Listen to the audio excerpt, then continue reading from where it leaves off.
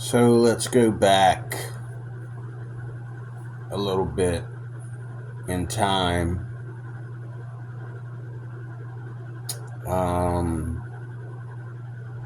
I want to separate. I just feel a need this morning. I'm trying to watch TV. I'm trying to get some sleep and it's not working. And I was watching this movie about this assassin. And it reminded me of another movie with an older gentleman and a young girl, to where the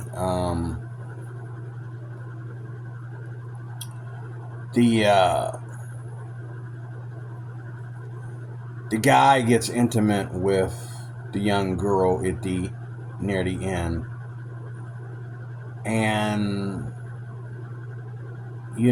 he gets to be lucky.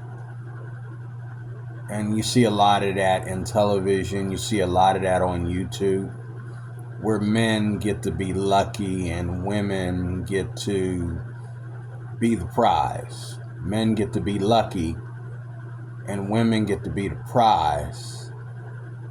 And if a woman identifies and agrees with other women that a certain breed of men or a certain man is attractive, that puts the rest of us out. Tall men put short men out. I mean, sure,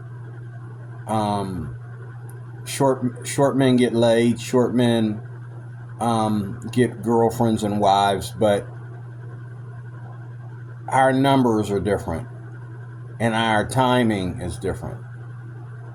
We spend days, weeks, months, hours compared to, better looking men, taller men. Sometimes muscles. I don't really think women are into muscles. And I've heard women tell me personally, that they do not like men that are like really built, like really, really built. They might like his stardom and his fame, and they might look up to him for that, but they're not really into like guys being like super muscle, like, the Lou Ferrigno thing, or,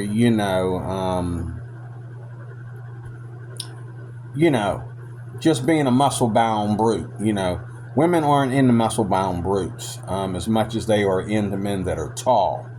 A woman would rather have a thin guy that is like almost 7 feet tall or even taller than to have a guy that's, a brute. If a guy is tall but he looks like a tree branch, okay, he looks like an ostrich, okay, that's not helping.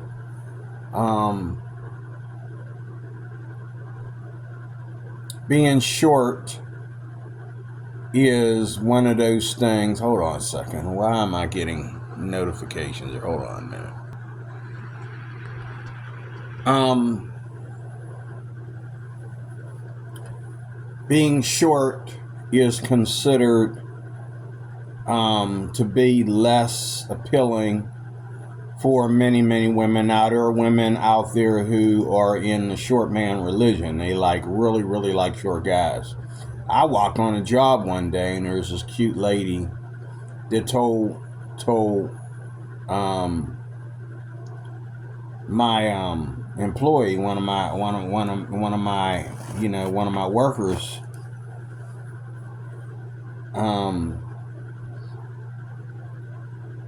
she immediately started talking about how much she liked short people the minute she saw me, And I'm looking at her and I'm looking at him and I'm thinking, she talking about me because I got to be the shortest person in this building,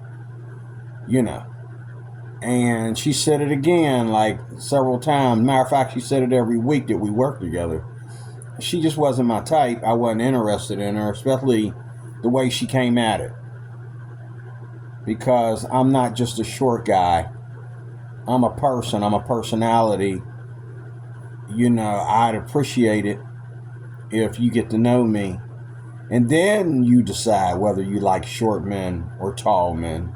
since I'm taller than you, and you do have to look up at me, okay, it's easy for you to get to know me first, then decide. Because the way love works is today, I like a short man, or I like a man that's extremely taller than me today because of our conversation that we're having or how we were interacting with each other. Today, I like a short man, or I like this short man, or today I like this 8-foot man today. I never thought I would like an 8-foot man. I thought that was too tall. But after getting to know him and after interacting with him, okay, that's the way it's done. It's not, I have a preference. I like short men or I like tall men. So preference is not about color, because if you say that you only like, let's say you're white and you only like white men, what you're saying is that regardless of the fact that you find some black people attractive, you will only stick with, okay, that's a preference, but it's also a stereotype. Your stereotypes or your preferences should not come from stereotypes. Women in general are like that. They're like that. They're like that. They're like that. But your preference should come off of a moral high ground, because I don't understand why a Christian woman would marry a man that does not support her belief in God. Why does a woman marry a man that is only Christian when he's at home, but when he's away from her, okay, he wants to act a fool and his true colors come out? Okay.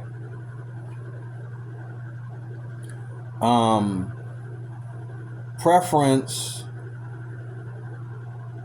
okay, should be based on reality. And the reality is that we all are attracted to each other. Okay. But attraction doesn't put two people together. Okay. Now, I look up to any woman that can watch a man from a distance and eavesdrop on his conversation and eavesdrop on him doing things privately or whatever, and without him having to, impress her in any way or show any signs of pursuing her or whatever, she falls in love with him or becomes highly attracted to him, to the point where she makes it easy for him to connect with her. I look up to that very highly. One of the problems with women is that women will watch a man like a hawk. But when that man finally has the guts, or finally rakes up the nerve or the guts to come and approach her,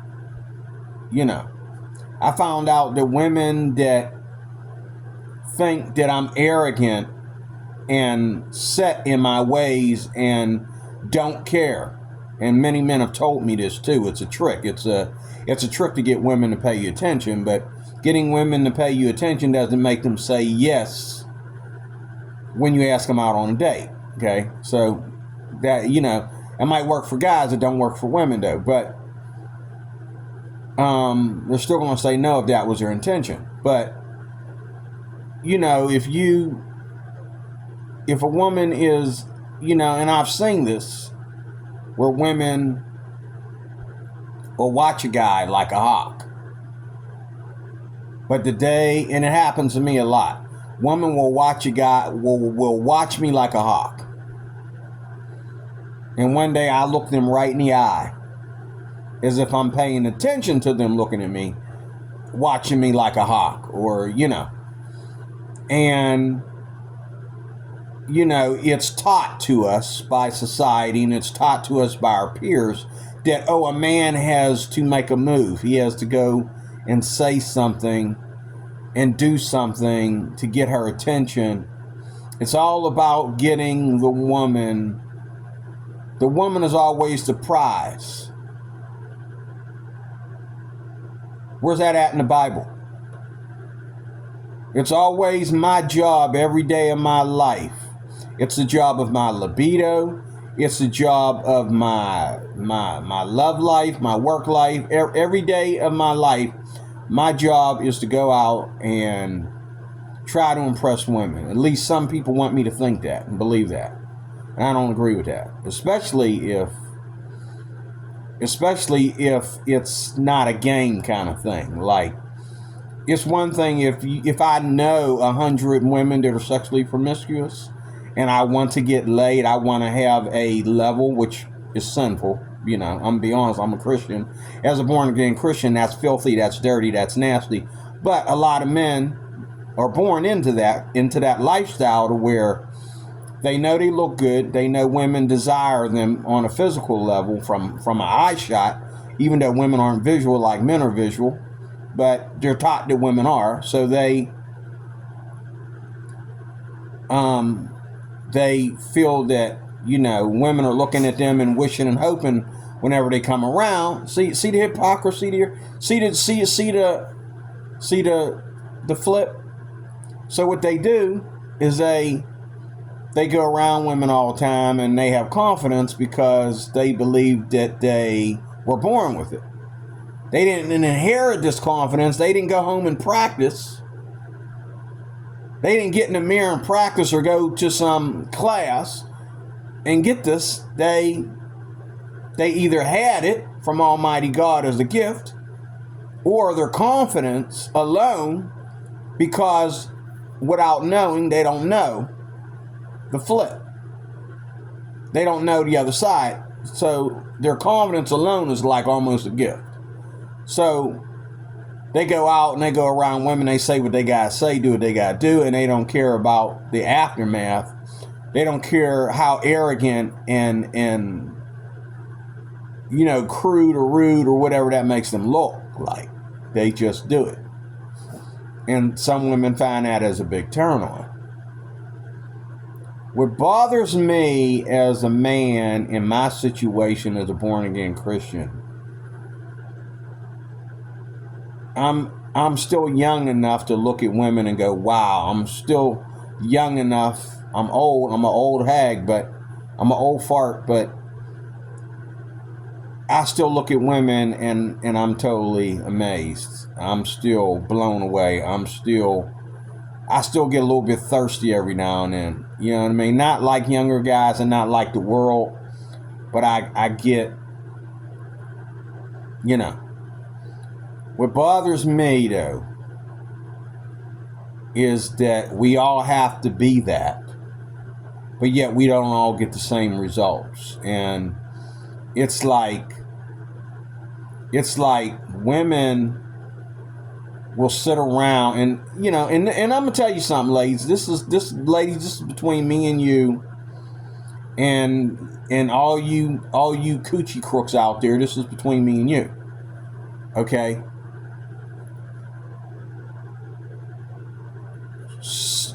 Hanging out, waiting around, getting dressed up every day, looking sexy, okay, and expecting men to do all the work while you play games because you think that's part of your feminines. You think that's in your, you know what I'm saying? But see, in the days when men were in charge, women wanted one thing.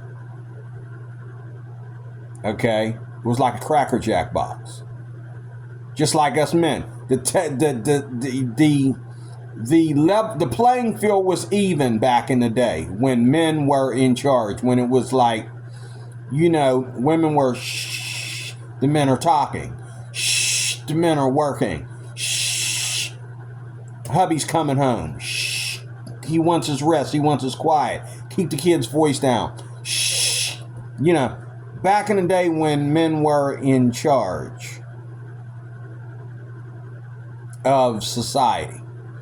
Women were the lucky ones because they just get taken care of. See, we went from being taken care of, we went from taking care of our women to women taking care of themselves and therefore becoming feminists, because somewhere between women empowerment over nothing and the fact that women have to do something that they shouldn't have to do, but they don't want to admit that they shouldn't have to do that.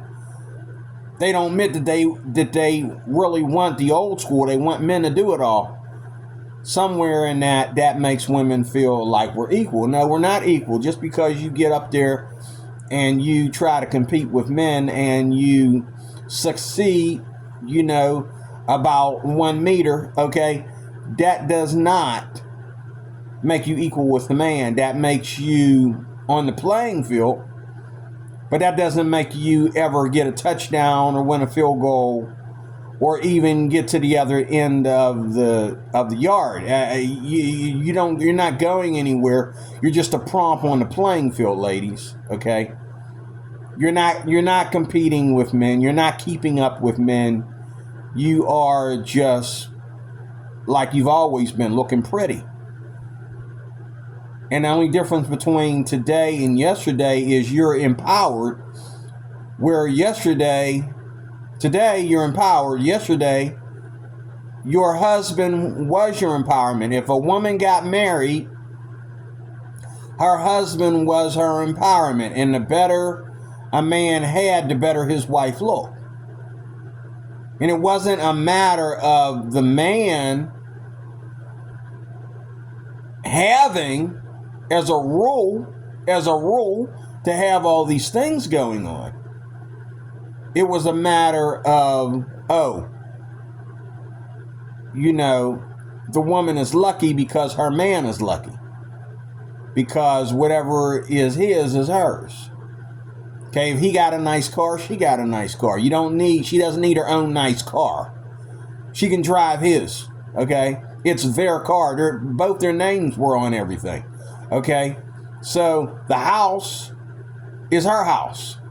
She uses it more than he does, and she's at home in it when he's not even there. She's there more than he is. So when someone knocks on the door at 12 noon, she's going to answer the door. That was the way it was. Or there was some way where all his friends and family and the UPS man or whatever knew, don't knock on the door while her husband is not home. You wait till he gets home, and then you worry about coming in his house. You're not getting in that house until her husband is home. You're not going to be in there alone with his wife, okay? And you knew that. That was the culture. Like, what time of day is it? Okay. I better not go over his house. I'll wait and give him time to get home from work. Men had that kind of respect for each other. Whereas today, a woman will tell her husband, okay, a woman has her male friends and she is able to make him believe that she has no feelings or sexual desires or anything for her male friends. And a lot of women have more male friends than they have female friends. See, my woman wouldn't have any male friends. Her male friends are now friends of the family. You don't hang out with her anymore. You hang out with me. We going bowling tonight, and if your girlfriend ain't coming, my wife ain't coming. That's the way that works. Okay? Let's go back to reality here. Okay? And now today, you got married couples, to end this part of it out, you got married couples out there today that are just getting along and they're doing a job. Somebody's got to be pretty enough and sexy enough and fulfilling enough to have,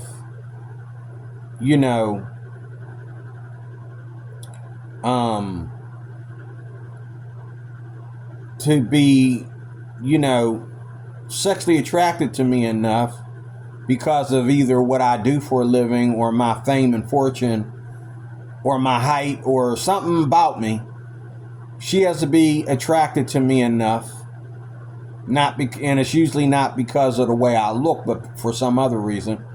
She has to be attracted to me enough. And it's not because she can't be attracted to other people. She just picked one and she made a good pick. In my opinion or her opinion. Okay? Just be attracted to me enough. Okay? For me to at least be able to have a regular ongoing sexual relationship with her. A lot of men, that's all they want. It's just an ongoing sexual relationship. They don't want to know what's going on in her head when intimacy is displayed. Okay? They don't want to know. They don't want to think about it. They just want her to moan and groan a little bit and act like she's enjoying it. Okay? The women are doing what they did in the old days. They're just giving it different names today that makes it very pagan. Like they're saying that, oh, well, you know, they're looking at his money and they're bragging about that. They're looking at his fame and his fortune. They're getting in pictures and photos with their husband and their children taking pictures. You know what I mean? If he wasn't rich, she wouldn't do it. If he was not rich, if he was not famous, she wouldn't even get in a picture with him like that. But you got her posted everywhere. And if she wasn't built like that, nice looking like that, and very pretty like that, if she wasn't showing that cleavage, okay, for everybody to see, she wouldn't get in the picture. And that's a shame. Okay? Now, here's the next part. Intimacy.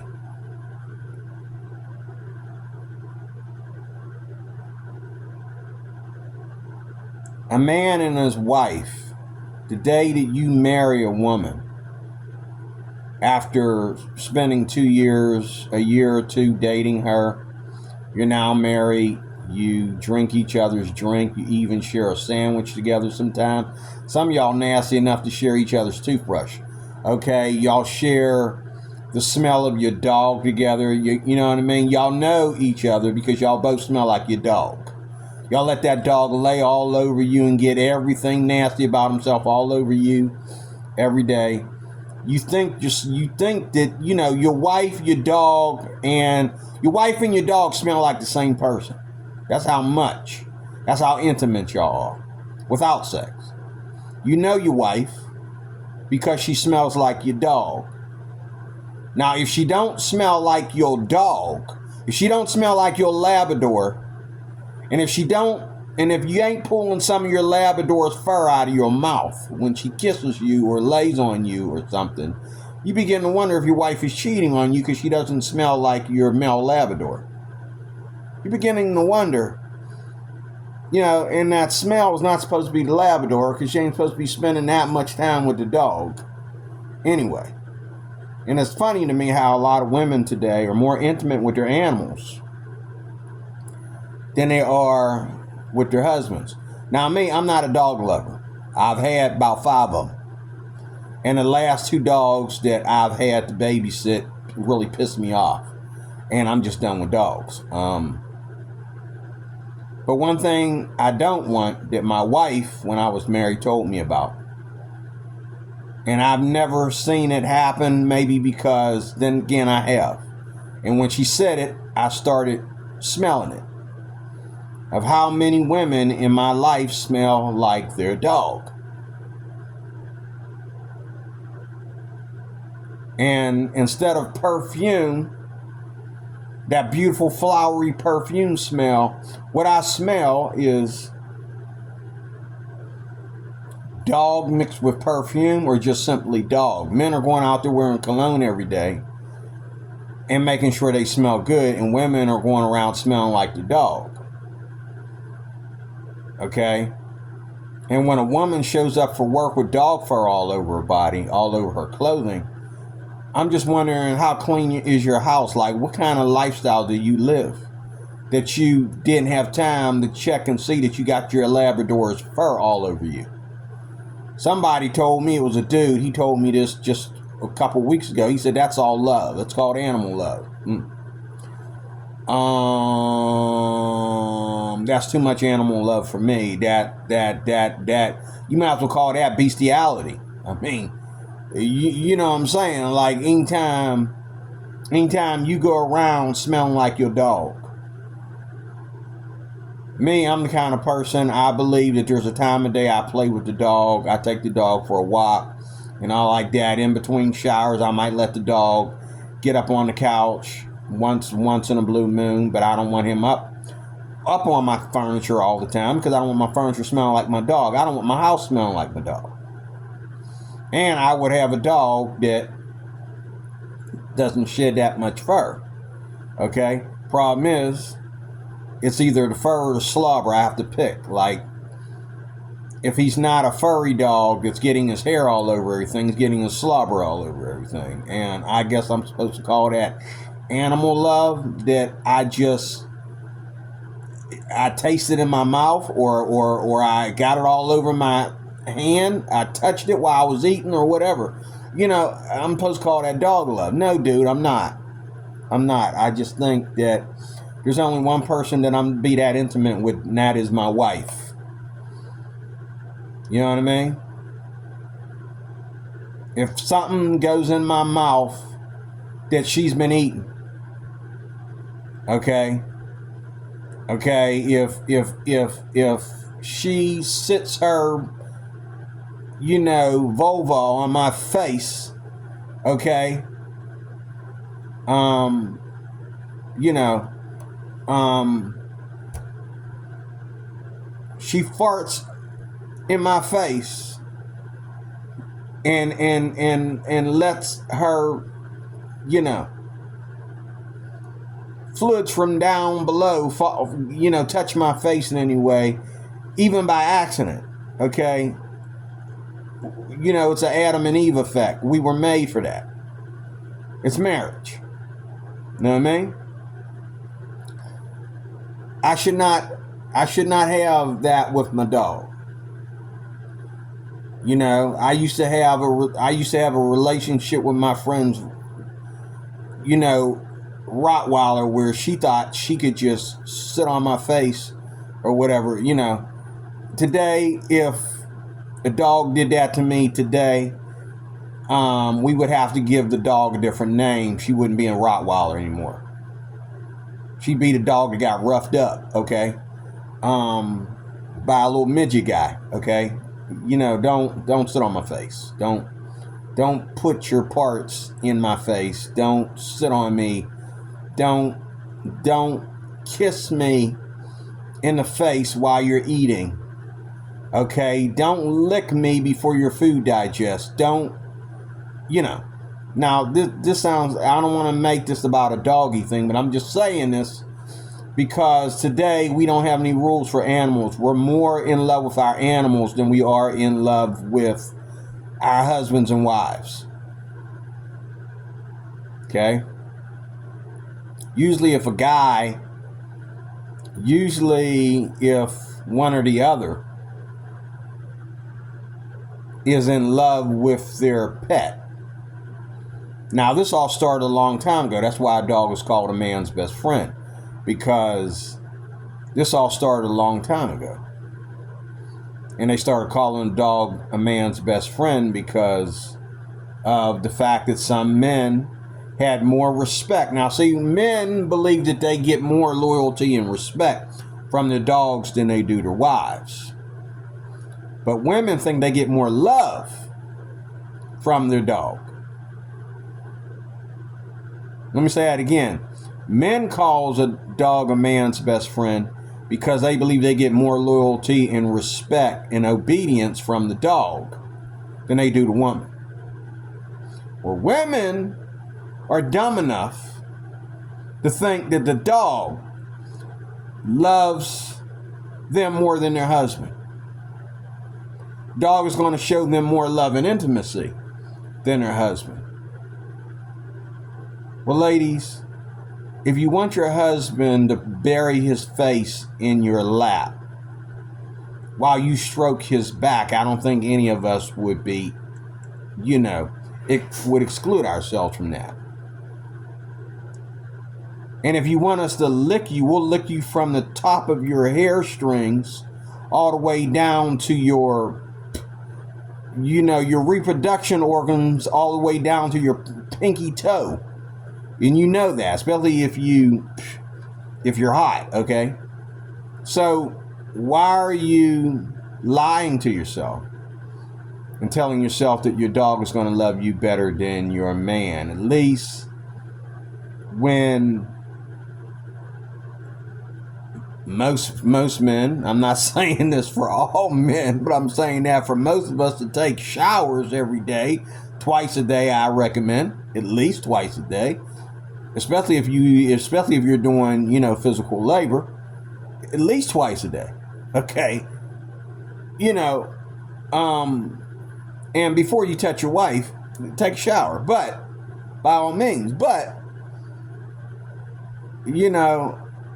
I'm saying this for most men, not all men. We smell better than the dog when we get done licking on you and getting our breath all over you and all like that. Now, intimacy, my problem with intimacy today is it's always about a man's performance.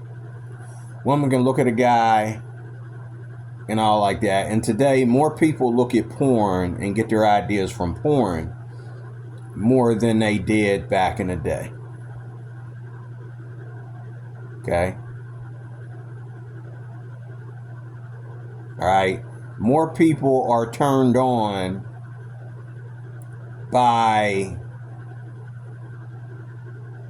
what the dog is humping out in the backyard and the dog humping your wife's leg.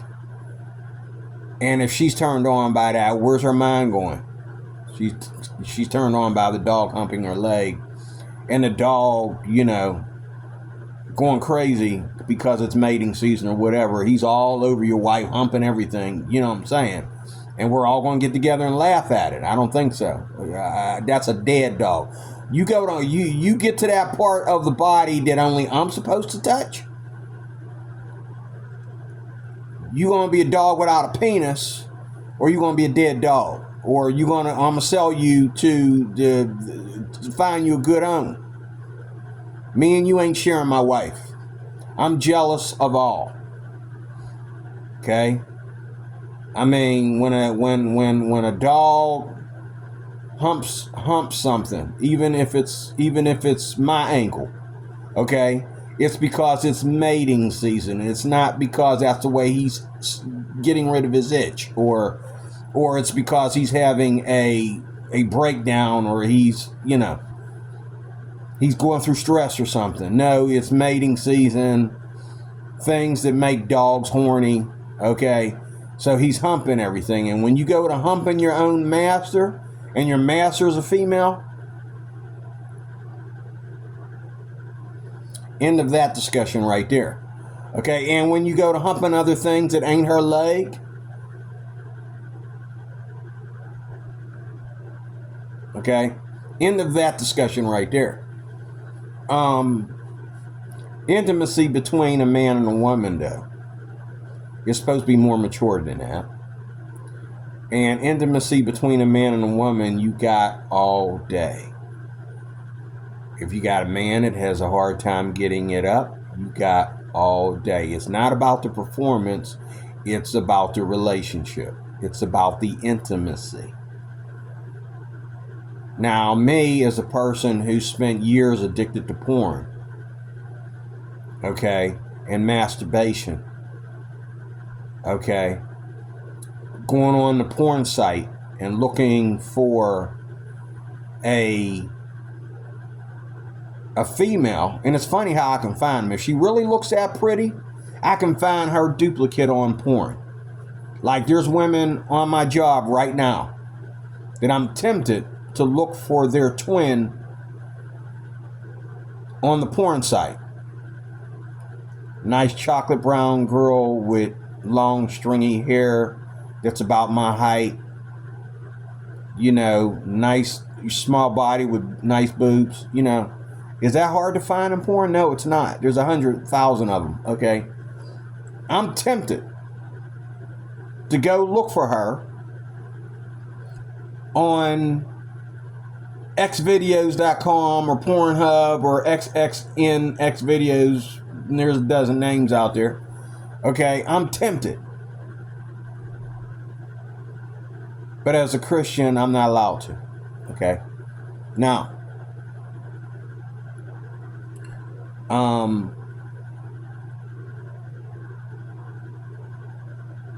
intimacy is not about what I see and what I want to be intimate with in an instance. Intimacy is about the one that I'm with, whether she be the tall, heavy-set woman or the short, thick woman or the short, nice and skinny woman, or, you know, I've been in a situation with women because, again, I'm not one of them kind of guys that just, you know what I mean? I got women coming out of my ears everywhere I go. You know, maybe I wouldn't be a Christian if I had it like that. It would be hard for me to concentrate on Jesus if, you know, everywhere I go, you know what I'm saying, I'm going to get laid tonight. You know what I'm saying? If everywhere I go, I got some woman that wants me to call her. Okay, I got some woman that wants me to, you know, come to her place. Okay? Or invite her over to mine. Okay? If I had it like that, I gotta admit, it'd be kind of difficult. But I'm glad I don't have it like that. Because then I would probably wax wanton, as the Bible says, against Jesus. And I don't want to wax wanton. Okay? I want to be mature about relationships since I can. It's easy for me in my situation to do so. To be mature about relationships. Intimacy between a man and a woman is not based on what he looks like or what she looks like. We only need to be concerned that this person is beautiful enough for us to be intimate with them. That's it. That's the only rule about a woman's beauty. It doesn't matter if she's got big boobs or no boobs. It doesn't matter if she got a big butt, a tight butt, or no butt. Okay? It doesn't matter. It doesn't matter if he's tall, short, skinny, flat-chested, no muscles. Okay? He's chubby, got a pot belly. Okay? You know what I'm saying? He's hairy, he's hairless. You know what I'm saying? He's barbaric looking, he's gay looking. It doesn't matter. What matters is that you found someone to be intimate with. You found someone to marry. And you got married. So intimacy is you and your mate getting together. And, you know, a woman that loves a man would rather have a man that knows how to use his fingers properly than a man that has a, you know, 18-inch by 18 by 10 schlong, okay?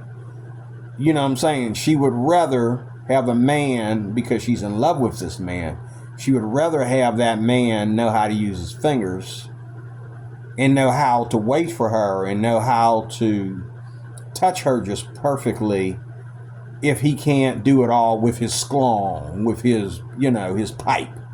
So, you know, intimacy starts there. A man would rather have a woman who always wants to be naked with him than a woman who's got the perfect body, or a woman who is, you know, going to initiate sex and he's like, what got into you? Like, why do you want sex today? What made you want sex all of a sudden? You didn't want it earlier today, which is your sexual clock. Why didn't you want to do it earlier today? What did I do? Oh, is it because I just made more money at work today? I told you I'm getting a promotion. Or is it because, you know, I had an argument with my ex-wife and won, my ex-girlfriend and won, that all of a sudden you're all hot for me today, but it's hard for me to get you in the bedroom. You know, what's going on? A man would rather have a woman that just wants to get naked with him all the time. And there's ways to let a man know that, yeah, I want you to touch. I want you to make me feel good. I want you to touch those areas where no man is allowed to touch me. While we're watching, Beauty and the Beast, or watching,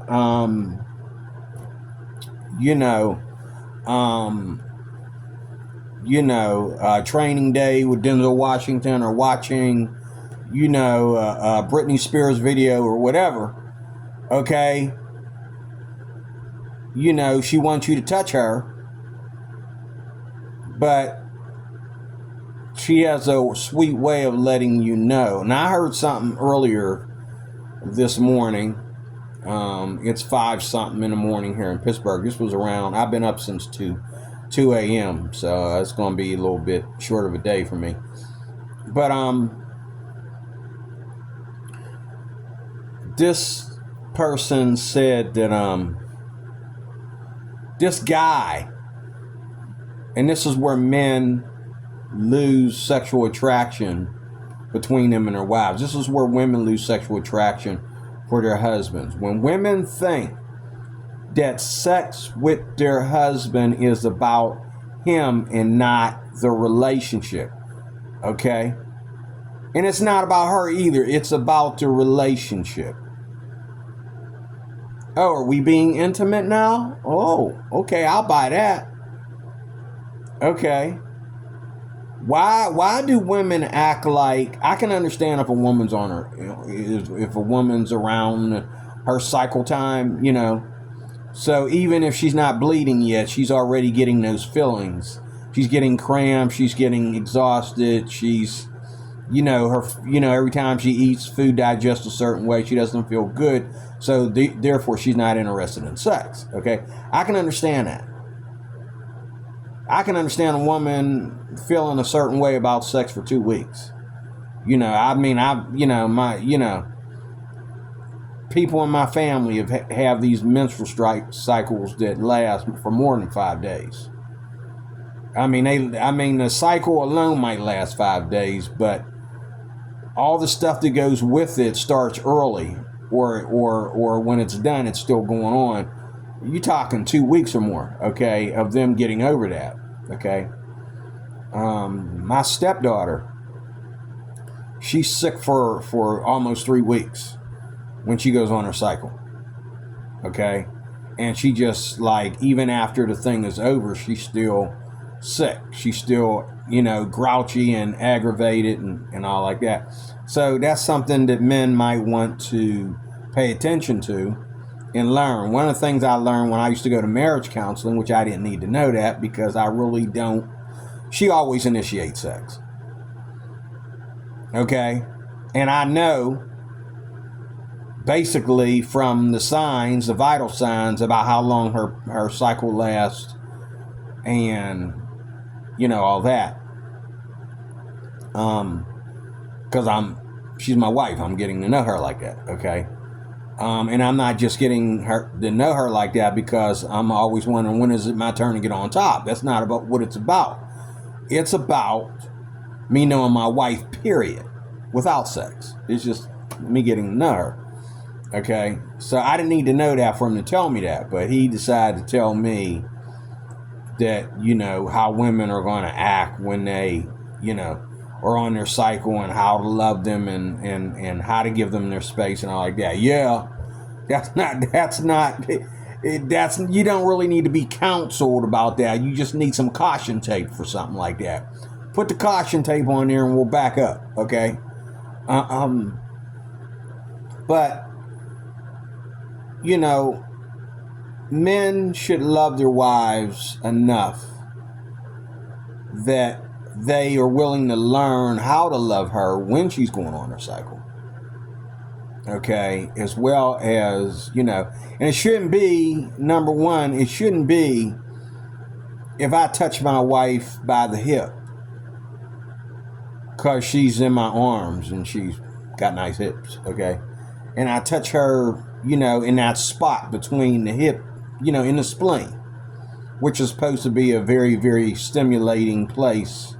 And some counselors will tell you, don't touch your woman there when she's on a menstrual cycle. Don't even touch her there when you're sitting around just watching a movie together on a happy day, unless you think that, oh, today's Wednesday, we have sex on Wednesday. What's so special about Wednesday that who gives a rat's behind about Wednesday? Now, one thing I gotta thank my previous marriage for is that intimacy was something that just happened. And she was the one who, one thing I miss about her that I probably may not, if I ever get married again, that's a big if I ever get married again, I might not get from the next wife. And that is, the intimacy was all open season for her. Except for her cycle. She would even come and tell me, because she wanted me to be ready when she got off her cycle. She would come and tell me, I think I'm dry. I think I'm off my cycle. And I'm thinking, why are you telling me this? Oh, I didn't need to know that. That's between you and women. As a guy, I don't need to know that. Oh, but you're telling me this because, you're feeling that, you feeling some kind of way tonight about our time together tonight. Oh, okay. But she didn't need to tell me that. You know what I mean? Because I know that she's not stingy with her body. I know that if I touch her a certain way and she goes to thinking that, she's going to want to get naked. She's going to want to do our thing. You know what I mean? And it's not always about her orgasm versus my orgasm or how long we do it or what. And she's never been like that, and that's one thing I miss about her. Because she didn't feel like every time we get into bed together, I have to perform. I have to beat the person that she was dating before she met me. She never treated me like that. Now, she did let me know some qualities that they had that I don't have when we first met. But after the ring was on the finger, I got to admit, she knew better than to bring that up ever again. Once she decided that, yes, we're getting married, okay, then she decided not to talk about that. And a lot of women will sit there, like the guy that took his woman to a country concert and she told everybody at the concert, and she wanted it filmed on YouTube while she's sitting on her husband's shoulders, that she wanted to be intimate with so-and-so. Thing that bothers me about women, and this is part 3, and I'm closing. Thing that bothers me about women and men is hypocrisy. And it bothers me about hypocrisy. One thing about hypocrisy in men is that men think that they can look at women and talk about women and say anything about women as long as their wives are around, and then tell me some bullshit. Yeah, I say bullshit. I'm sorry, I don't mean to cuss. It's bullshit. Oh, well, as long as I look and don't touch. I said, did your wife tell you that you can look and not touch? Do you talk like that to your wife? Oh, well, as long as I look and don't touch. Okay, well, guess what? She's looking and ain't touching either. And if we were to ever spend some time with that, that would hurt you more than it would hurt her, you looking at another woman. Because there ain't nothing that cuts a man right in the balls than another man. Especially if my belly's sticking out a little bit.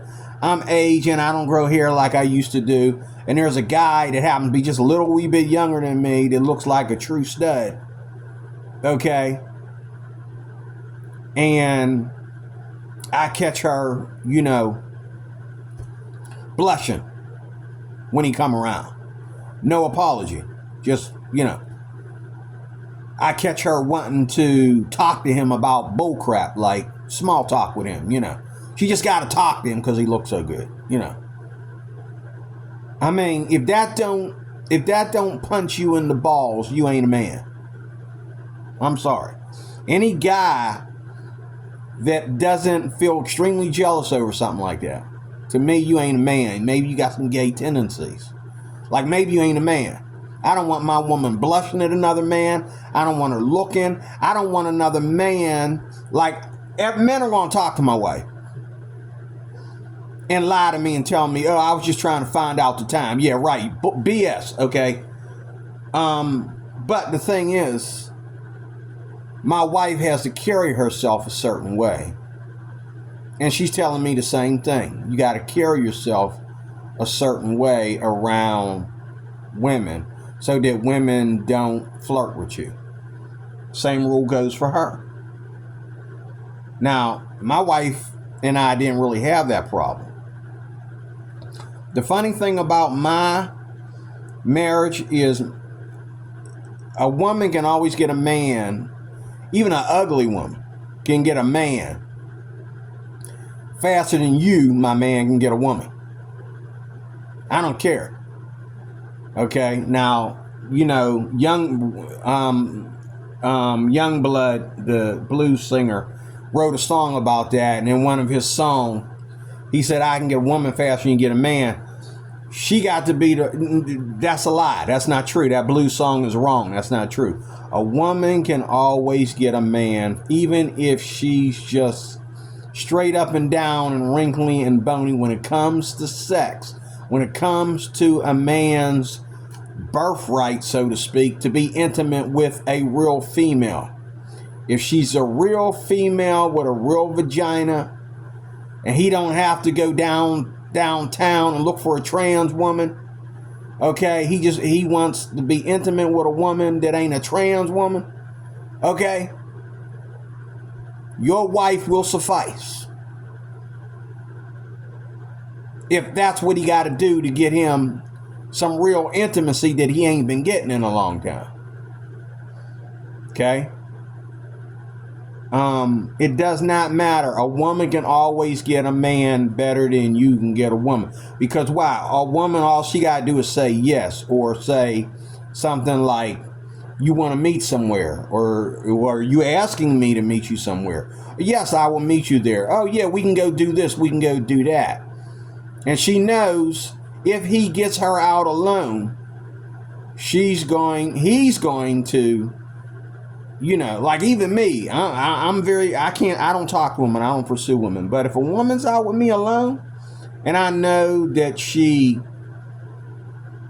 out alone with me because she wants me to say the things that I'm not saying at work, or I'm not saying, oh, you know I'm going to say it, because we're out alone. There's nobody here but us. So yeah, I'm going to say it.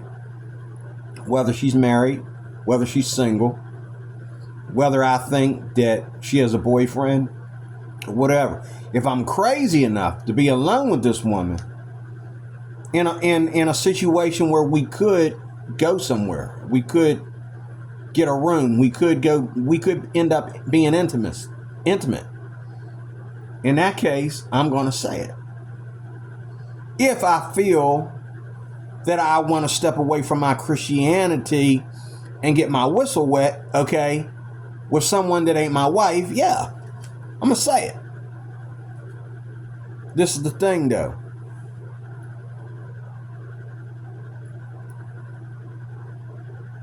I forgot what part we're on, but we are supposed to be faithful to our wives and our husbands. Okay? Because they are our wives and our husbands within, and this doesn't go on today, but this is the problem, with our wives and our husbands depending on our gender. A woman is not supposed to get herself all troubled up about the relationship. All she's supposed to do is be faithful and loyal and keep her stuff out of it. The problems of the relationship are between a man and God and other men that would encourage him to get himself right with his wife and get himself right with God or whatever. That's the way we do it in the church. You people out in the world, y'all hurt yourselves by being into all these emotions. No, women are emotional today. if you got a man, it's one thing for a single woman that got kids and got to raise some kids all by herself to be emotional. I pity any woman like that. But when a woman has a husband, I didn't say a boyfriend, I said a husband. When I was married, once I got home, and here we go again, I don't know how I ended up in a divorce because she was a good woman in this regard. She didn't worry about nothing. My stepson was now my problem. My stepdaughter, my problem. The other two, my problem. Well, you better go do something because I told him to clean his room and he didn't clean it yet. I told her not to go nowhere. She left the house. Now she's out there somewhere. You might want to talk to her. Okay? And I got to hand it to my ex-wife. She was very, very, very religious about this part. And that's why we got divorced, because it wasn't really bred into her. Because we come from two sides of the track. I come from a Christian home. She comes from a home that always knew what the Christian version was. Because she grew up around, the black church. But she wasn't really in the church. And so, that little bit of worldliness in her attitude ruined everything. And that was, as time went on and we started to have struggles, she started to become very feminist. And a man has to know how to deal with that today, especially if your wife waits till like 6 years later to start getting like that. You need to learn how to deal with that instead of running away. I ran away. If I had stayed with her, maybe I would have been able to fix my marriage, but I ran like a baby. I ran away from home like a child, like a brat. I just did. I just didn't want to deal with it anymore. But when I think about it, I have to remember, compared to today's women, and I think it's more about the time than the desires of the heart, because my wife, she wanted a relationship with me without my permission. That was the other problem, because a man and a woman have to agree on this as a Christian relationship. She did not respect what the Bible says about women in the Bible. She didn't respect that. So I didn't, so she was using the fact that she's a woman against me. As far as her not worrying about things, letting it all be my problem. Which, that's biblical too. A woman doesn't have to worry about anything when she's married. She only got to worry about one person, that's him. She worries about him. The Bible says, a woman, the Bible says, we are to love Christ as Christ. We are to love each other. A man loves his wife as Christ loved the church. So in other words, just like when we come to know the Lord, that's it. We don't worry about all these worldly things. Even though the Bible also says a man cares for the things of the world that he may please his wife. But it's his job to care for the things of the world, not hers. She needs to dress like she's married and not like she's sharing herself with her husband, her brother, her dad, and a whole bunch of other men. She needs to dress like nobody gets to enjoy those boobs but him. She needs to dress like nobody gets to enjoy them thighs but him. Okay? But women today, they walk around in baggy pajamas and sweatshirts around the house, and then they get dressed up in this little skimpy outfit to go to work, to go to, out with their friends or whatever. And I'm supposed to, no, she's already being unfaithful to walk out of my house like that. That's another thing where my ex-wife, even when she was nice and thin and she lost all her weight and all like that, she never wore short skirts. She never showed her cleavage. She would even ask me, how do you think this blouse is showing too much? Or do you think, and I would let her know it looks fine. Okay. Well, if she had been walking around, wearing braless tops and blouses that show her bra and all that kind of stuff, I'd have been like, sweetheart, you can cover up a little bit. Why do they need to see your bra straps? Or why do they need to see, why they need to see that part of your breast. Like, you got everything uncovered except the nipples. Like, what's going on? And that bothers me about today's women, is that they think that even if they're married, they think it's every man's business. Her body is every man's business. It's not. It is not. And that's one thing that the worst a man can do is walk outside with his shirt off, and some men do it. I got a guy right outside here on my street just the other day. And it wasn't even that hot outside, and he's out there with his shirt off, just standing there.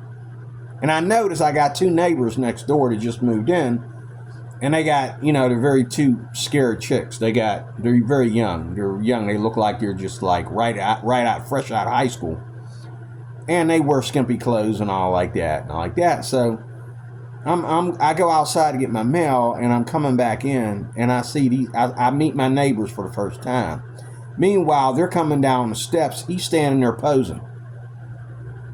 Was that purposely done? Has he been like, did he know that those two girls was going to walk out of their house? Is that why he was standing there posing with all those muscles? This guy got to be like 6.5 feet tall. He's a brute built monster. You know what I'm saying? And they ain't bad looking. If I was a woman, I'd be like, if I was a woman, I can imagine I'd probably be like, ooh, it would kind of make me swerve off the road a little bit, or kind of make him almost run him over and say, oops, I'm sorry. Or, because I would get stunned a little bit, because you don't see that every day.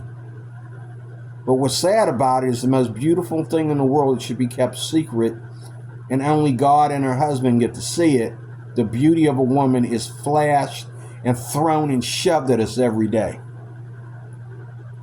I can't sit down somewhere without, some woman having her dress so short. Even in church today, I can't sit down. I can't sit across from a woman. I got to turn my back to her, sit somewhere else, because she got her whole arm. She had to put her whole arm between her legs. Who wears a dress to where you can't, you know what I'm saying? Like, you have to sit, you have to be in cross position every time you sit down. You have to cross your legs every time you sit down. And when you get older, that's not easy to do. Sometimes you just want to sit down and have your legs, together without your knees knocking, But a lot of women today, you know what I'm saying, even older women today, they want every man to pay attention to anything good about their bodies, men that they're never going to sleep with. And if he did walk up to you and say, well, hello, Miss Lovely, unless you're a slut, you'd be like, yeah, what can I do for you? You know what I'm saying? But if you're a slut, you might say, okay, I'm listening, But we need to go back to what it's all about. And I didn't know it was going to take this long, but I'm glad I got some things out of my way, and this is all via YouTube. And I'm going to do a part 2 of this, and part 2 will be shorter. But, and I haven't done nothing on this channel for a while, but look, we need to go back to what intimacy is all about. Okay, intimacy between a man and his wife is, first of all, you're a husband and his wife. I don't support intimacy between, have you seen my boyfriend? My boyfriend? My boyfriend? Have you seen my boyfriend? My boyfriend? My boyfriend? And they always put, skimpy clothes on and be doing stuff with their mouth and doing this with their arm and all that kind of, have you seen my boyfriend? My boyfriend? My boyfriend? So in other words, you're admitting that you're a fornicator, and you're admitting that what you do with your boyfriend, the term boyfriend, has now been escalated to a person that I'm sleeping with. Okay, or that I should say you're sleeping with. Or if you're gay, okay, you're sleeping with. I don't support that at all. You don't have a boyfriend, a girlfriend, you don't have nothing. You don't even know what gender. Okay, that's not even a subject. But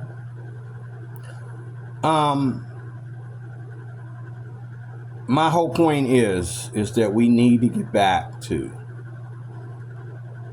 intimacy, because there's intimacy with God. In closing, there's intimacy with God. It's all about intimacy. Intimacy controls a man's lifestyle. Who and what things he's intimate with. And this is number 4. Okay, and I'm closing with this. If you are intimate with porn, that doesn't help you in your relationship with women or whatever you might be attracted to. It doesn't help you. Okay? If you are too intimate with your dog, okay, you're forgetting that that's an animal. Okay? Him getting his fur all over everything. Okay, you happen to take him outside to poop. Okay, you having to discipline him and teach him not to go so far to protect you that he's going to run 8 yards, okay, and attack some innocent bystander walking down the street. They don't show that on YouTube. They don't show what happens when because the more you spoil a dog, the more protective he becomes. So that means that anybody that's not you can easily be bitten.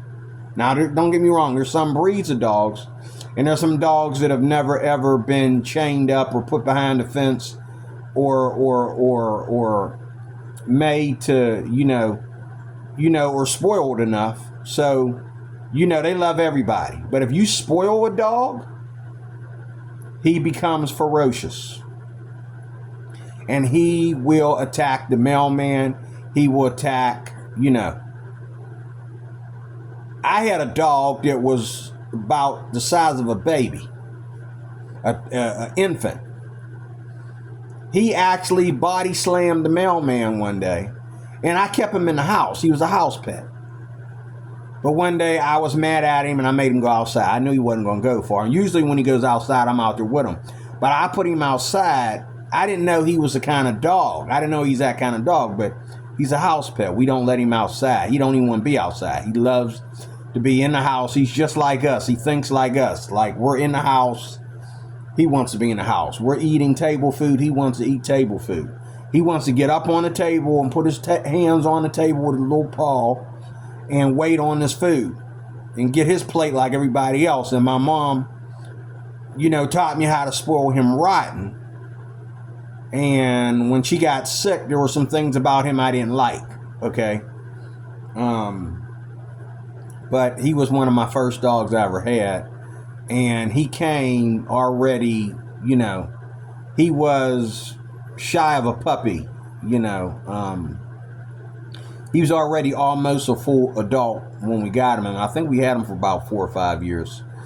But one day I put him outside. I let him go outside for a walk. I didn't take him, like there were times I even put a leash on him and took him for a walk. But usually when I would take him out for a walk, I would just go walking and let him follow me. And he, he stood right by my side because he was trained that way before we got him. But he attacked the mailman one day. He happened to be near the house when the mailman came. And the mailman thought, oh, he's just a cute little cockapoodle. He body slammed the mailman. He actually attacked the mailman. And I'm in the house. I hear something out there, but I'm thinking I better go out here and check because my dog might be getting eaten up by a bigger dog. And here my next door neighbor came to me to tell me that my dog attacked the mailman. And the mailman was like, it's okay or whatever, but his pants was ripped where he bit him.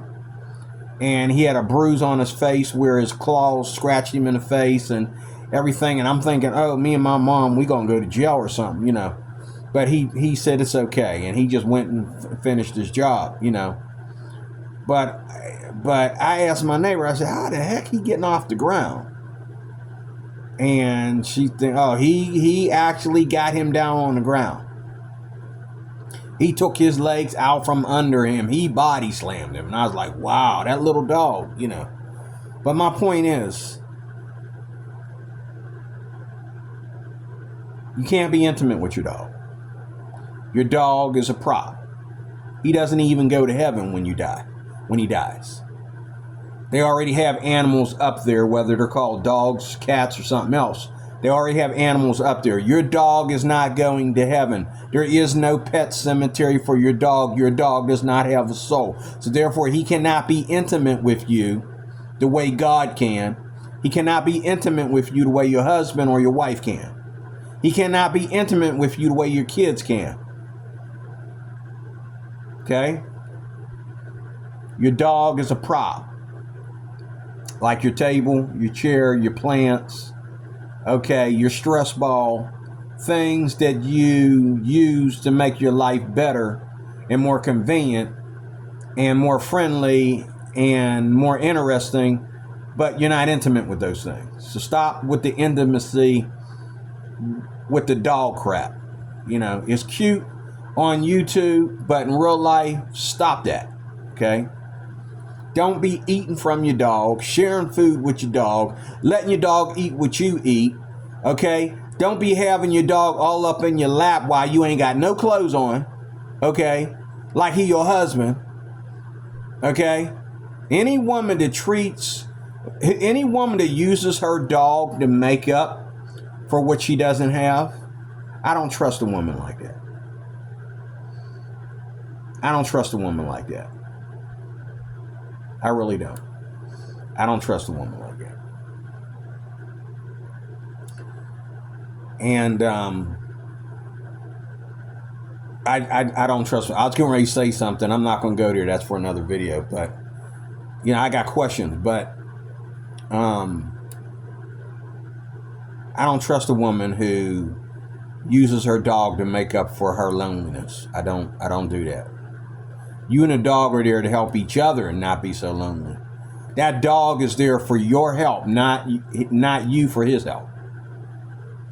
The dog needs a home. The dog needs to be fed and taken care of. And if he's watching your house, that's good too. But the dog is not to take care of you. The dog is not to, you know, scratch that itch that a man ain't scratching. Okay? Dog's not there for you, ladies.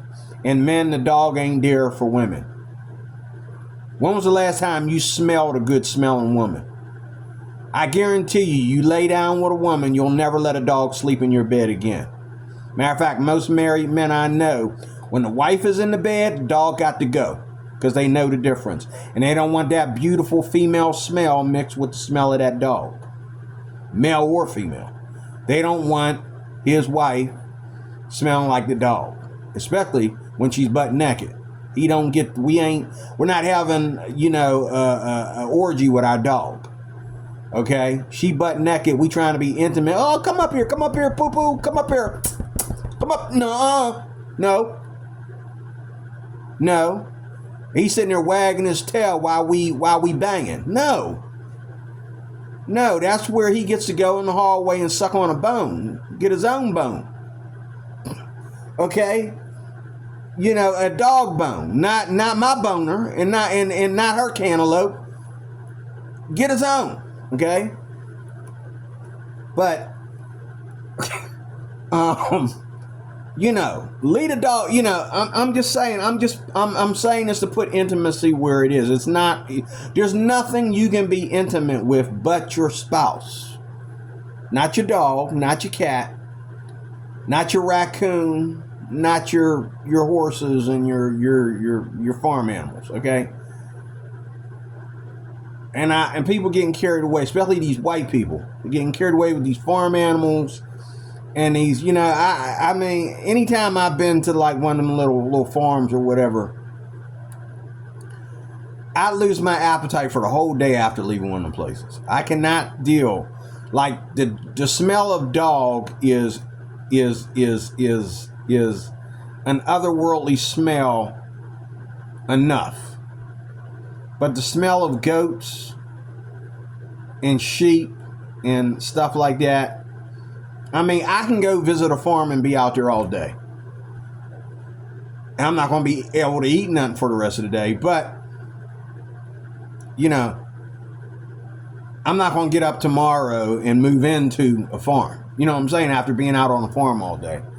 Okay. And, you know, the last thing I want to smell when I get home is the smell of the fact that I forgot to take out the garbage or anything like that after being on a farm. No, I want those Glad hickeys going off. I want them overheating. Okay.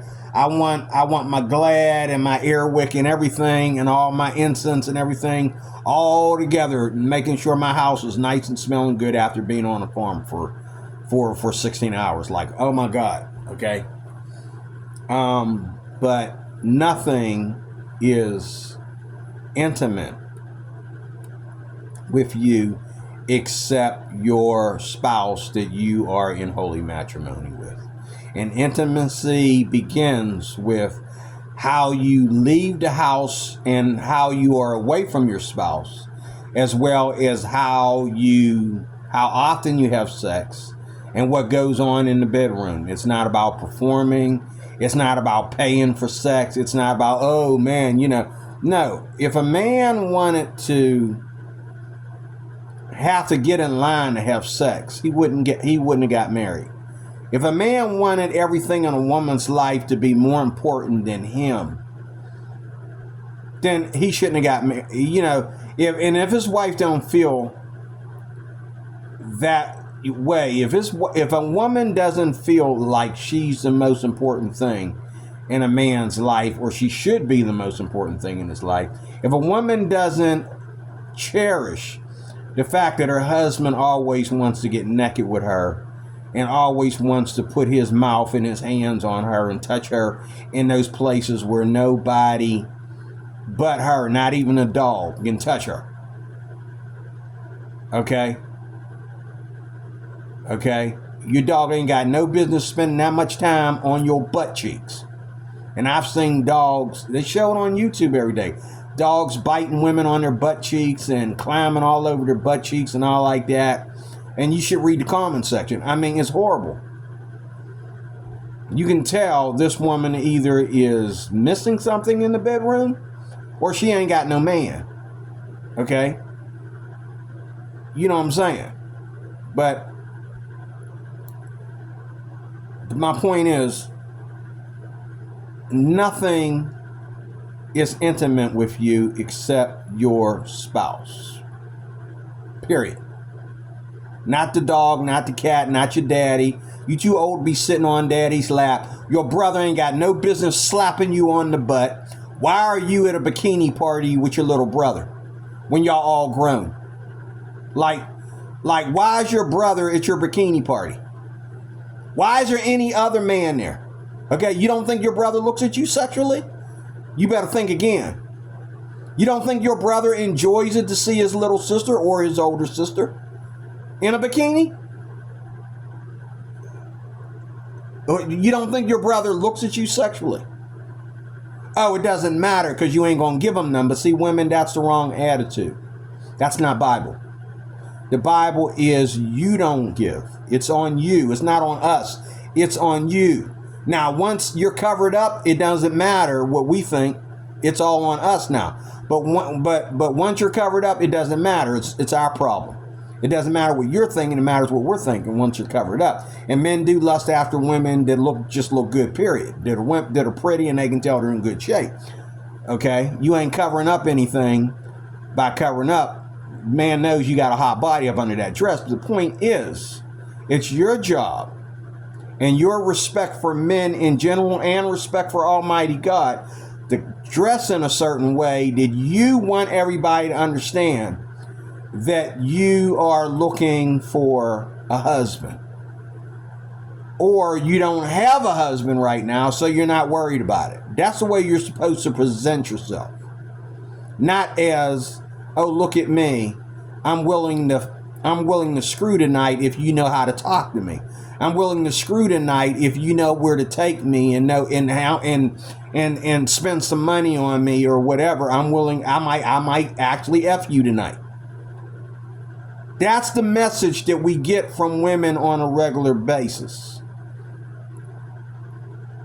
Okay, every day. As if I come up to you and I say the right words, I might be banging. If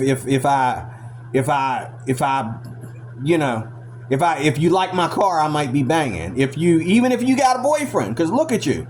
Obviously, you want some attention from other men. That's why are you dressed like that? Why am I seeing your boobs? Why am I seeing your underwear? Or something there to look like I can see your underwear? And the sexual revolution goes all the way to innocent things like being cheerleaders. You ever ask yourself why some cheerleaders wear pants and others wear miniskirts?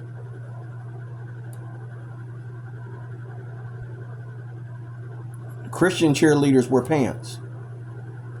And some of these top, wealthy, Orthodox schools, whatever, their cheerleaders wear pants.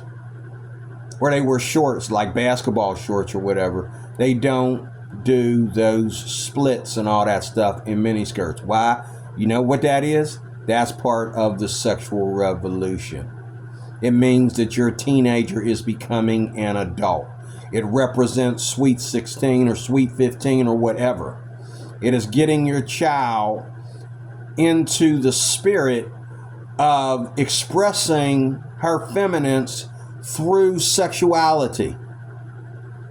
And when you let your child, that's another video, I'm getting off of that. But anyway, nobody is supposed to be looking at you intimately but your spouse. And ladies, you're not supposed to leave it out there for anybody to be admiring you intimately, except your spouse. My wife's thighs are mine. They're not every man in her family or every man out on the street. Her knees, I might have to share that with other men. I might have to share her ankles with other men. Okay? But her thighs, I don't share that with nobody. Those are mine. Her butt cheeks are mine.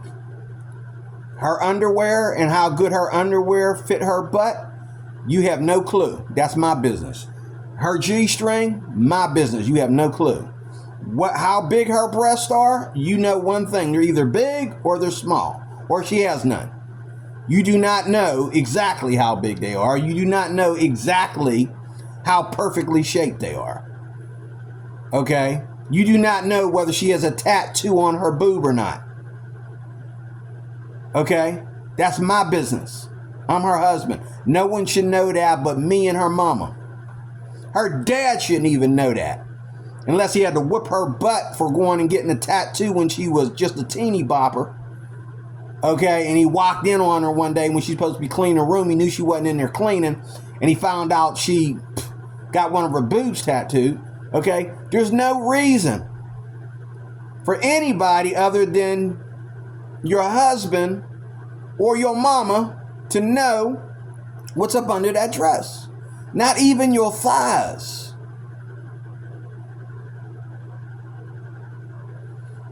Muslim women actually worship this.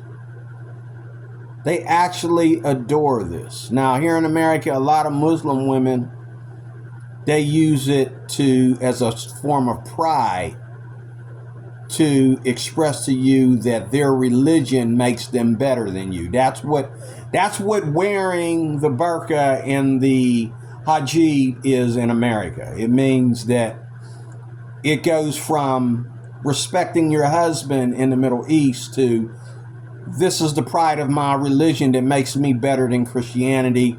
This is the pride of Muslim women that makes them better than white women and black women and so forth and so on.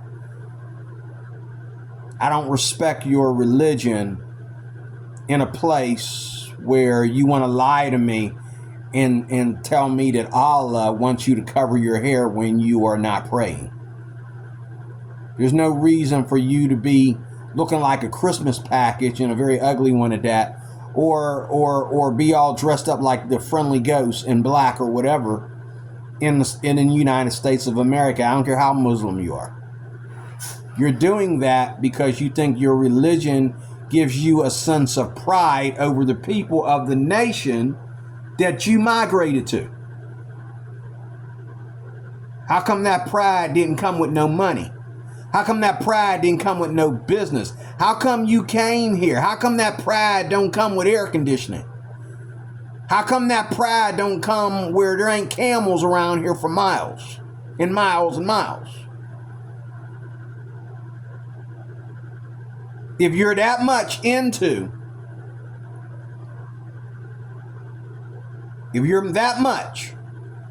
showing your pride for your religion, why don't you go to a place where everybody serves your religion? Oh, because it wouldn't be pride. It's only pride when you come over here. Over there, it's mundane. Because there's so many different levels of it, there's no respect for it. But here you're going to get respect for it, and you're getting attention from people because they don't understand why you're dressed like that. You're afraid if you take all that off, you'd look like a white woman or look like a typical black woman. But you use that as a distinction to make a distinction between Americans and yourself, which I think is very rude and nasty. It has nothing to do with faith in Allah. And it has nothing to do with your marriage when your husband doesn't wear the clothes that he wore back home. Now, in another sense, I have mercy there. If I grew into the Muslim religion and I come over here with a wife, I can understand a woman that's Muslim being covered up because she has a husband. But you got these girls that are in college. They go to University of Pittsburgh, covered up, looking like Muslims. And then you say hello to one of them, they get all prideful and talk to you like you just street poop. You know what I'm saying? Like all I did, lady, was say hello. That don't mean I want to rock. You know what I'm saying? You know, and that's how I know. Because the same women that dress like that treat everybody a certain way, and they isolate themselves from Americans. Now, again, I can understand if a woman has a husband, she wants to be careful about another man approaching her and saying hello.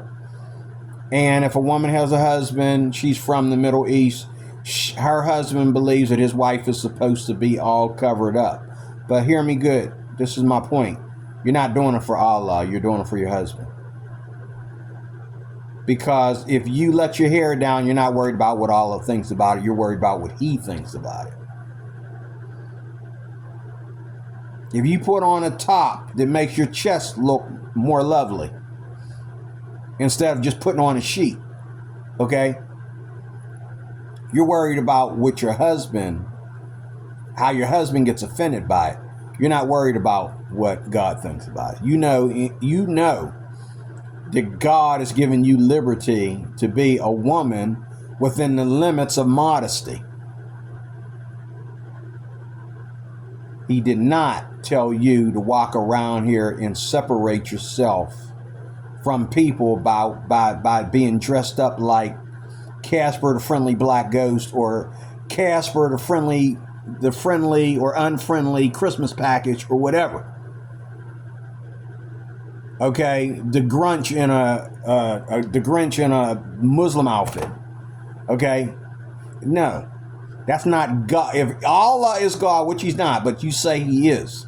So if Allah is God, then we serve the same God, which we don't. But since you say that, if Allah is God, we serve the same God, and I know my God. Read the scriptures. It does not tell you. If Allah is God, God does not tell you, because it's in the Bible. God does not tell a woman to go around and cover herself up in the hot sun like that and not let no air to her body in order to please her husband or God. It tells her to cover her head when she's praying and prophesying, what it says. And only certain denominations practice that. Mine doesn't even practice that. Even though the Bible tells us to, we should. For whatever Paul was getting at, the Apostle Paul. But our women don't even cover their head when they pray and prophesy. They might do it at home, but they don't do it in church. I've seen women in their homes, pray, cover their heads when they pray and prophesy. I don't know if we need to do that in our culture or not, but I know one thing that we should be doing in our culture is we should be practicing modesty, period. Both men and women. Okay? In a place where there's nobody around but men, okay? Sure. Walk around with your shirt off, walk around in your boxers, whatever, that's fine. In a place where there's 0 men around, sure, you can walk around in your bikini, you can walk around with hardly nothing on, showing everything, you know what I mean? Nobody's a lesbian here, who cares? But when you know the men are being present, dress like the men are coming. That includes your own father. Dress like men are coming over. That includes your little brother. Dress like men are coming over. Same thing with the men. Dress like women are coming over. When you tell me, and you allow this to pop up into one of our conversations, that your son walks around his sister, everybody's in college, and you tell me your son walks around in his underwear?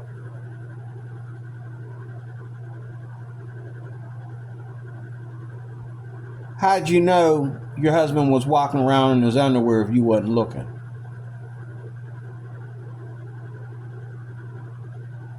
And if I go over my wife's house and I see her brother walking around in his underwear, I'm saying, hey, dude, why don't you put some clothes on?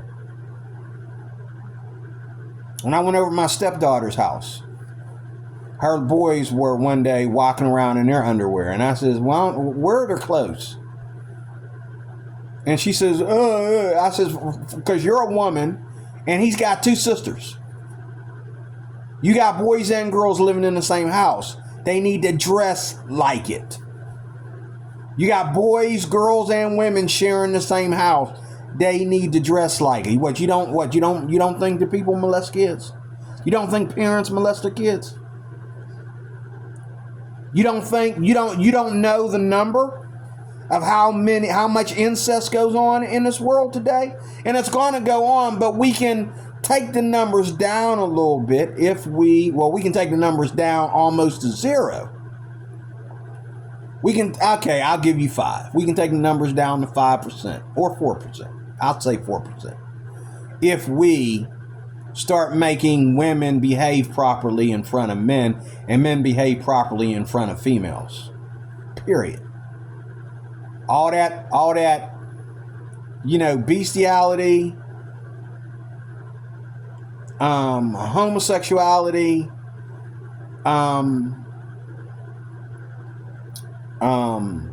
fornication, adultery, incest, all of it has a lot to do with how we handle ourselves in public. Okay?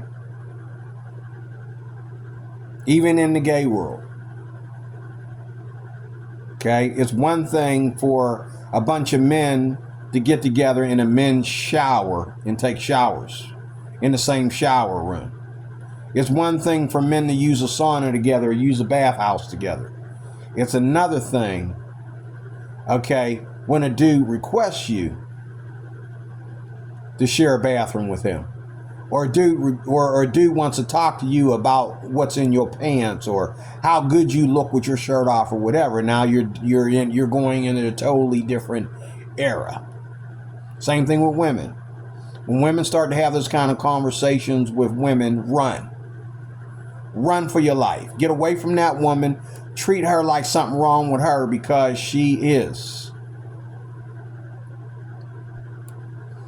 So, the name of this video is going to be Intimacy versus Sex. That's the name of this video. Straight talk. Intimacy versus sex. God teaches us intimacy. We teach ourselves 100 billion ways to have sex, and that is not the way it is. There's only one sex, and that's sexual intercourse between a man and his wife. If y'all want to do something that gets talked about, you shouldn't talk about it. Nobody needs to know what you and your wife do in the bedroom. But if y'all want to do something really different, go right ahead. But don't take it to church with you, and don't take it to your peers. Leave it at home in your bedroom. Everybody doesn't need to know that you and your wife are anal sex freaks. Y'all just love having more anal sex than, you know, that might be okay. I don't know. I'm not sure. Something like that, I would say ask a doctor. Okay? And with the hunger for oral activity today, women do not post on YouTube or anywhere in society how much oral sex you're having with your spouse, because if you say you're having that much oral sex with your husband, the men are no longer looking at your marriage, they're looking at you. And they will be crazy enough when they see you out there alone. Hey, you love oral sex so much, you think your husband would mind? I'll pay you. It's nobody's business what you and your spouse do in the bedroom. You and your spouse need to worry about having so much intimacy you forgot to count. You having so much intimacy you forgot that you were naked. Just like in the Garden of Eden. They were naked and were not ashamed. Okay? You're having so much intimacy, you forgot you almost answered the door with no clothes on. Because you forgot you was intimate. That's intimacy. Sex has rules, timing, conditions, but love is unconditional. Okay? Love is unconditional. And when you marry somebody that's much older than you, love is definitely unconditional. And you have to wait on that person. You have to love that person enough, knowing that you fell in love with someone older than you. He's not going to perform in bed the way the younger guy does. Neither is he going to look that good and handsome doing it to you like the younger guy does. He's going to look like he's having a freaking heart attack while the younger guy is just, putting the ball in the hoop. But he's going to be breathing like a dog, been running all day and panting for water. And then he's going to collapse on you when he finally reaches that place. Okay? And then old women, they're not laying there, they sound like he killing them when the old woman was with a younger dude, or even with an old dude knows how to use his hands before he inserts himself. Old woman will lay there like she's, she dying. She laying there like she's being operated on in the surgical room instead of that she's having sex. They look like they're doing surgery on her without giving her any anesthesia. She look like sex is hurting her instead of making her feel good. And that's something you got to deal with when you date outside your age bracket. Okay? Or should I say, that's fornication. When you marry outside your age bracket, that's something you got to deal with. You got to deal with older men that can't perform. Older men that can't perform that well. They can please you, but they can't please you as fast. They can please you, but they can't please you the same way. Okay? Same thing with an older woman. She can please you, but in order for her to be pleased, it's going to take you a while. Okay, and then you're going to be wondering, what just happened. It was hot and spicy and wet, and then boom. Nothing. Okay? It comes with age. Same thing with men, going potent. Like, it was hard as a rock, and it was big and long, and, and it was pounding, and then boom. What happened? Now it's all small and wrinkling and just hanging there. Like, what just happened?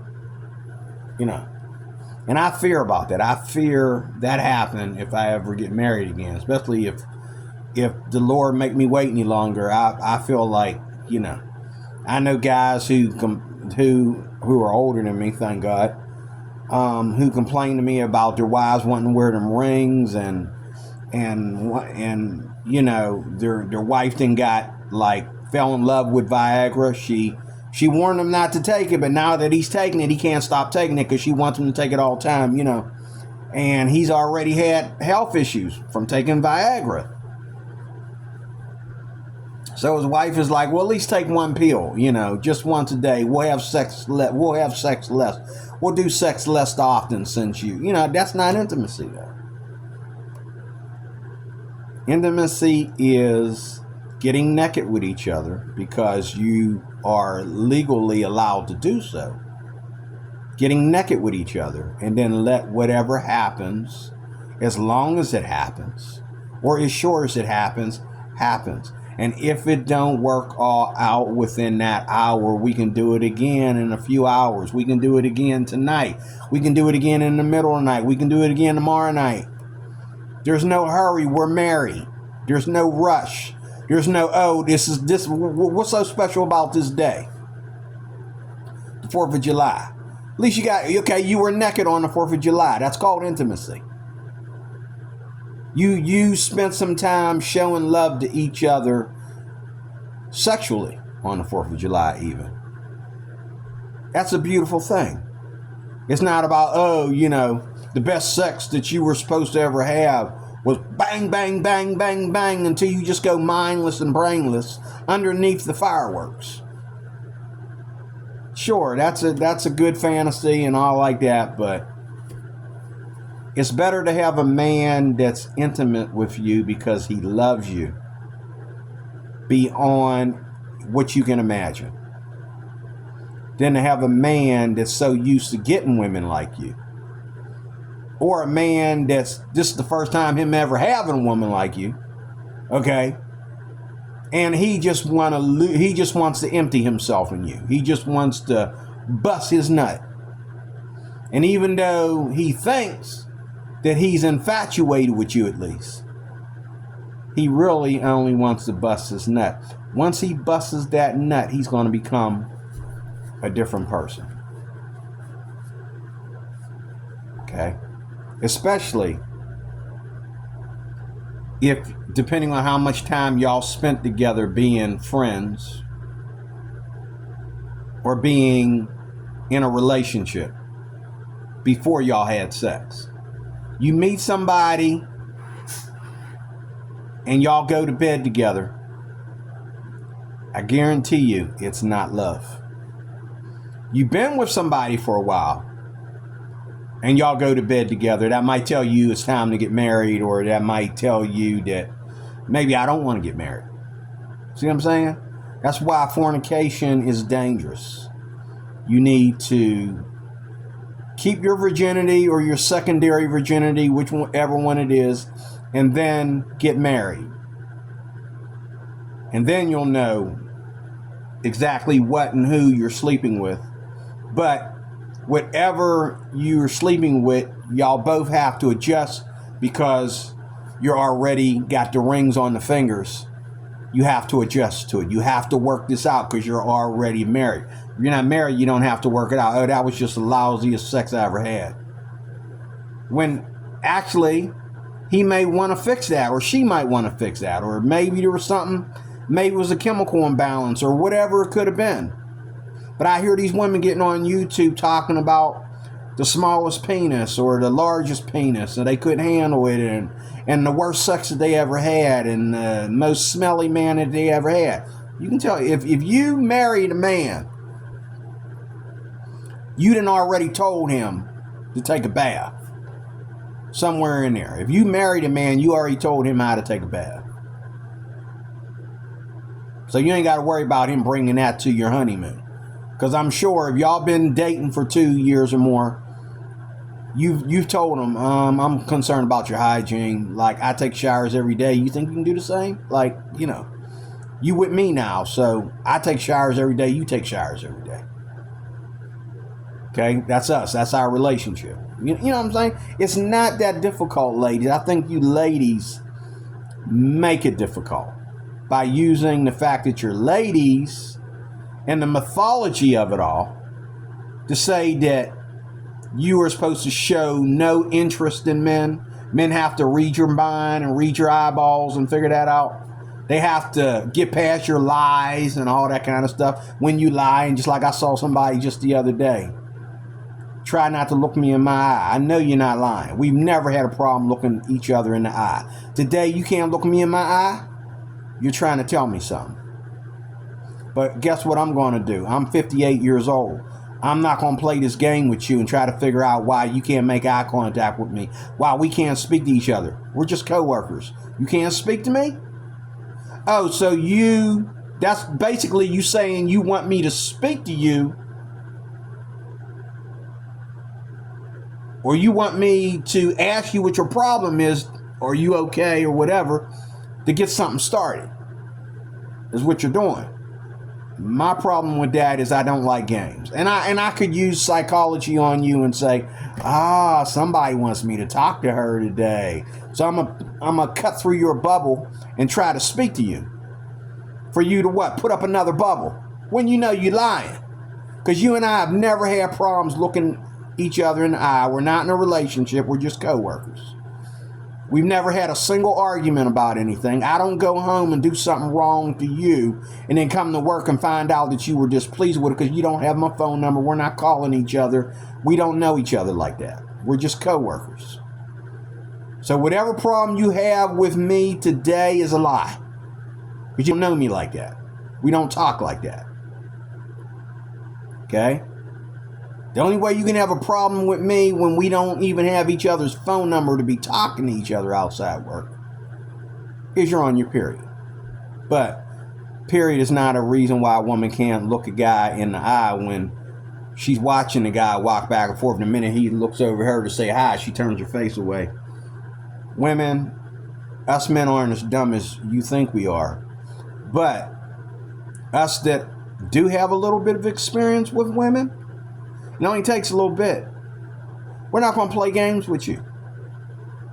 You may not be able to tell a man how you feel, and there may be a godly point there, but one thing you won't do is you're not going to play games with us after we try to make sure that you're feeling okay, that you are, and then you're not going to sit there and make me go through all that when you're attracted to me and make me go through all them hoops just for you to go and be intimate with somebody else.